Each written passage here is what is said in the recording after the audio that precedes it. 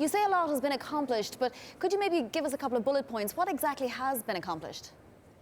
Well, I think that if you look at a lot of the executive orders that the president has already put into place, he's given a lot of authority to agencies to roll back. A lot of it's been in the regulatory world, but I guess what I would tell you, Vonnie, is that those are things that we believe need to be done if we're going to get the economy growing at a faster rate again. We've seen last year 1.6% growth. The Congressional Budget Office says over the next decade the economy is only going to grow at 2%, and we believe one of the reasons for that is the excessive amount of regulation that has really acted as an anchor on the economy. We think if we can address that, address tax reform, repeal and replace Obamacare with something that makes it more affordable to people in this country, get a new Supreme Court justice in place, that we can get things going again. But he started very quickly with the executive orders undoing a lot of the damage that was created by the Obamacare regulations. So then when will the agency complex that should be able to carry out some of these orders be fully staffed up and fully ready to go in Washington, D.C., not to mention the cabinet? Well, I think for one, hopefully soon, but what we've run into is a lot of resistance here. There are a lot of Democrats in the Senate who are still in denial about the election.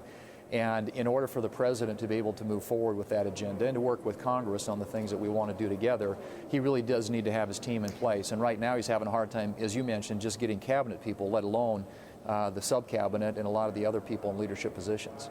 So what's to be done about that? When will they be in place? By February 28th?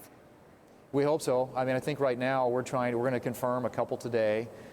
We've got a bunch more that we're setting up for votes later, but the Democrats are using every minute on the clock to drag this out. There are procedural tactics that they can employ here in the Senate. They've utilized those to the fullest extent in an attempt really to delay this. And frankly, again, I mean, I just don't want to see this president get his team out there. This has a lot to do with people who still aren't over last year's election.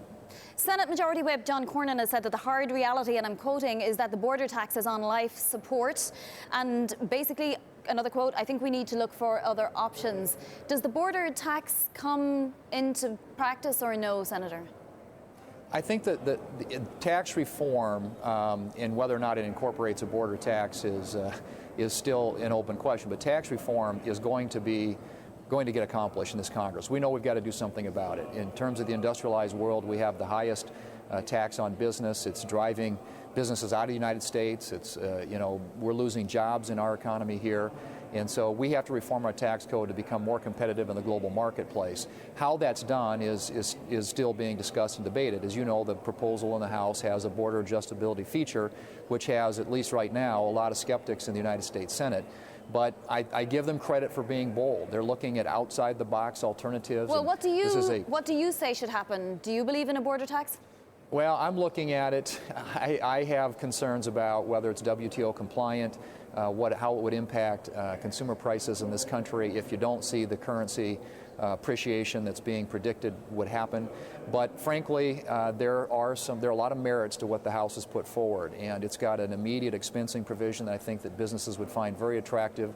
It does get the rate down to 20%, which I think they would find very attractive.